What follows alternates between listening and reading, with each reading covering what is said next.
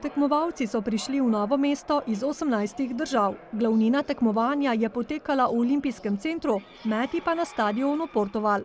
To je zdaj hobi, glede na to, da smo že starejša kategorija, ne. Potem je pa bistvo, da je to zdravje, ena vrlina, ki bi jo mogli vsi upoštevati, in to gibanje. Pa dejansko gre tudi za druženje v klubu, v društvu, kjer se zbirajo same legende slovenske atletike. Ker gre za več kot le športno tekmovanje, so Olimpijski center obiskali številni visoki gostje. Organizatorja Bamacija pa sta bila Zavod Novo mesto in Atletski klub Krka.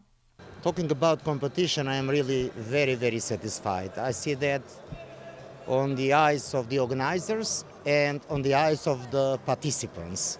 And on the other hand, for me, it's a real pleasure to be here again because I have been many times in different occasions. V bistvu tovrstno tekmovanje je namenjeno ne samo kot tekmovanju, temveč tudi druženju nekdanjih športnikov, nekdanjih atletov, pa tudi novih atletov. Marsikdo se kasneje tudi vključi v to veteransko organizacijo, oziroma v to veteransko gibanje. Predvsem pa s tem objekt, ki ga kolesarji in atleti v zimskih mesecih s pridom uporabljajo, živi v pravem pomenu besede.